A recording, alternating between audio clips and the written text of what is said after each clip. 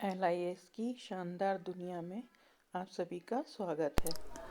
Hello library science के विद्यार्थियों and aspirants. आज हम केंद्रीय विद्यालय समिति द्वारा लाइब्रेरियन वैकेंसी जो निकाली गई है उसके बारे में डिस्कस करने जा रहे हैं और साथ में हम इसके सिलेबस के बारे में भी डिस्कशन करेंगे। तो सबसे पहले हम देख लेते हैं कि KVS ने लाइब्रेरियन की कितनी पोस्ट निकाली हैं। KVS ने लाइब्रेरियन की 355 पोस्ट निकाली हैं, जैसा कि आप देख पा रहे हैं। इसका पे स्केल लेवल है 44,900 से 1,42,400 तक इन दी पे मैट्रिक्स। तो ये जो पे मैट्रिक्स होता है ये सेंट्रल गवर्नमेंट का पे मैट्रिक्स है, उनका एक लेवल होता है, उसके आधार पर इन्होंने ये लाइब्रेरियन की पोस्ट के लिए निकाला है, जो कि बहुत काफ़ी अच्छा है। नेक्स्ट है अपर एज लिमिट 35 ईयर। तो अपर एज लिमिट इसकी 35 ईयर है। अब आप देखिए कि किन किन को इसमें रिलैक्सेशन दिया गया है। SC ST के लिए 5 साल का दिया गया है, जो अदर बैकवर्ड क्लासेस हैं उनके लिए 3 साल का दिया गया है, और जो महिलाएं हैं सभी कैटेगरीज की उनकी टीचिंग पोस्ट के लिए TGT और PGT लाइब्रेरियन एंड PRT के लिए 10 साल का दिया गया है। इसकी इसेंशियल क्वालिफिकेशंस क्या हैं आइए हम देखते हैं। 1 bachelor degree in library science या graduate with 1 year diploma BLIS, DLIS और MLIS in library science from a recognised institution.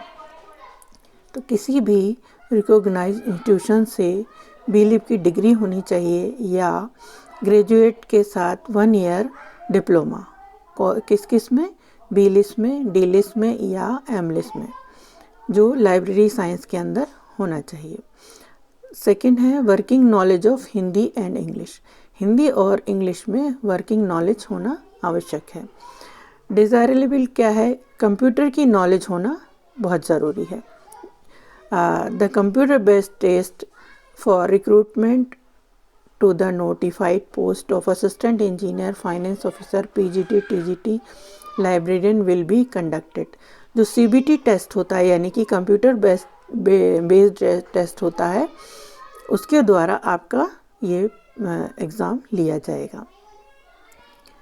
चलिए ये तो हो गया आपके। अब स्कीम क्या है, scheme of examination for direct recruitment of librarian and post के लिए।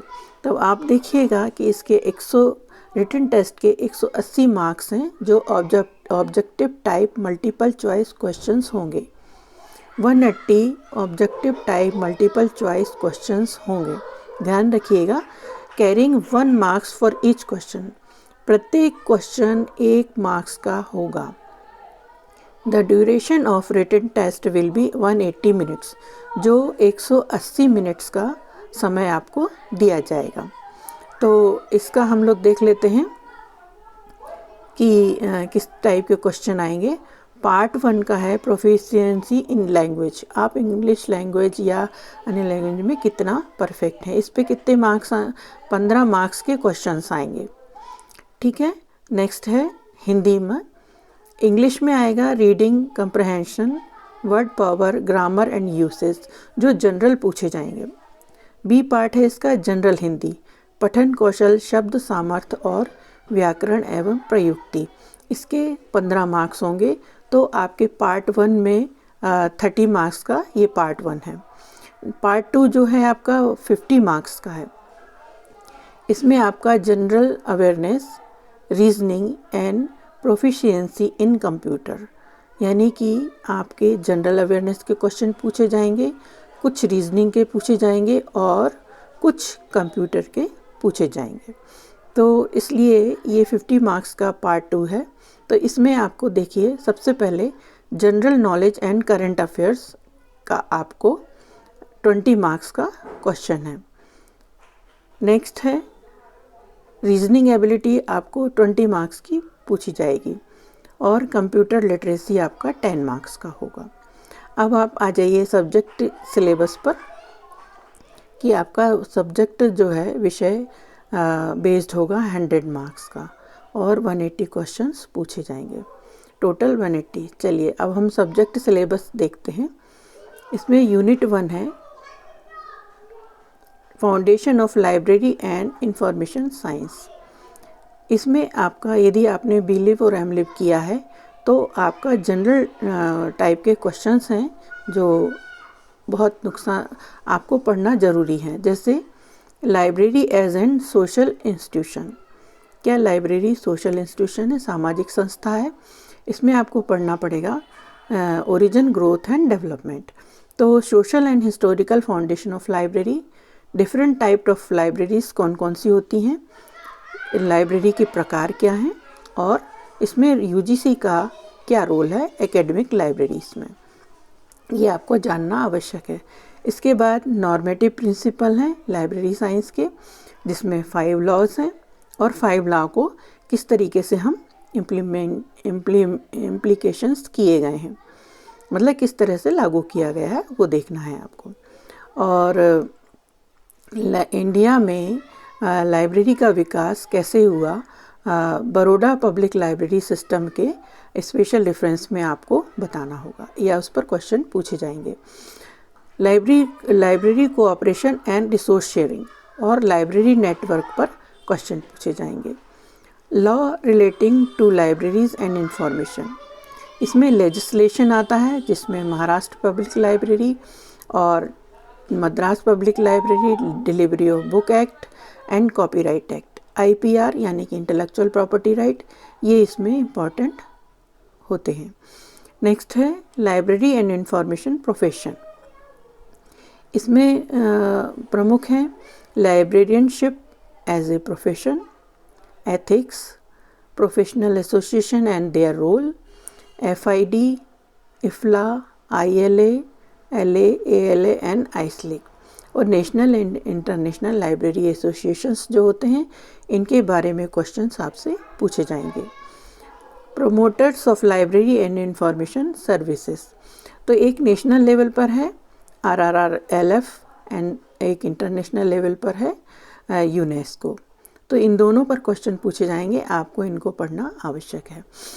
Public relation and extension services, इसमें है आपका factor affecting library development, literacy, publishing and book trade. Unit 2 है knowledge organisation, information processing and retrieval, तो इसमें आपको universe of knowledge ये पढ़ना है। बिब्लियोग्राफीज देखनी है जिसमें नॉर्मेटिव प्रिंसिपल्स ऑफ कैटलॉगिंग ये कंपलसरी हैं, और current trends in standardisation, description and exchanges, और स्टैंडर्ड कोड्स ऑफ कैटलॉगिंग, इन पर आप ज़्यादा फोकस करिए, ये बहुत इम्पॉर्टेंट है। नेक्स्ट है method of knowledge organisation, library classification की general theory, normative principle and special library species of library classification, standards CC, DDC and UDC, इनके जो फीचर्स हैं इन पर क्वेश्चंस पूछे जाते हैं, इनका आप ध्यान रखें। नेक्स्ट है नोटेशन, नोटेशन क्या होता है, इसके कैरेक्टरिस्टिक्स क्या हैं और इसका डिज़ाइन एंड डेवलपमेंट क्या है, और लाइब्रेरी क्लासिफिकेशन की ट्रेंड्स क्या हैं, इन पे जनरल क्वेश्चन पूछे जाएंगे, आप इनका ध्यान रखें। Principle of subject classification and subject heading list and their features, ये आपको जानना बहुत ज़रूरी है और इस पर जनरल क्वेश्चन पूछे जाते हैं, इसलिए आप ये ऑब्जेक्टिव टाइप क्वेश्चन इनकी प्रैक्टिस ज़रूर करें, मैं आपको समय समय पर देती रहूँगी। यूनिट 3 है इंफॉर्मेशन टेक्नोलॉजी बेसिक, इसमें आपका बेसिक नॉलेज आएगा इंफॉर्मेशन टेक्नोलॉजी का, जिसमें need, scope and objective, overview of historical development, essential component of computer system, इसके बाद कीबोर्ड, स्कैनर यानी कि हार्डवेयर और सॉफ्टवेयर जो भी यूज़ किए जाते हैं उनकी नॉलेज आपको होना चाहिए। जैसे इनपुट आउटपुट डिवाइसेस हैं हार्डवेयर में, कीबोर्ड, OCR, प्रिंटर, मॉनिटर आदि। सॉफ्टवेयर में है single user, multi user, basic features और MS-DOS के, MS window, Linux, Unix, window and etc, ये आपको पता होना चाहिए। और प्रोग्रामिंग लैंग्वेज जो है वो आपको प्रोग्रामिंग लैंग्वेज नहीं सीखनी है, लेकिन जनरल नॉलेज उसके बारे में आपको रखना है। फिर वर्ड प्रोसेस स्प्रेडशीट्स क्या होती है ये भी MS ऑफिस का है, आप उसको ज़रूर ध्यान रखें। DBMS computer application to library information work, ये हाउसकीपिंग ऑपरेशंस हैं कि लाइब्रेरी के अंदर क्या कार्य होता है। और कम्युनिकेशन टेक्नोलॉजी, यानी कि कम्युनिकेशन टेक्नोलॉजी बेसिक कंसेप्ट क्या है, नेटवर्किंग किस तरह का है और लाइब्रेरी में इंटरनेट किस तरह से यूज़ किया जाता है। धन्यवाद।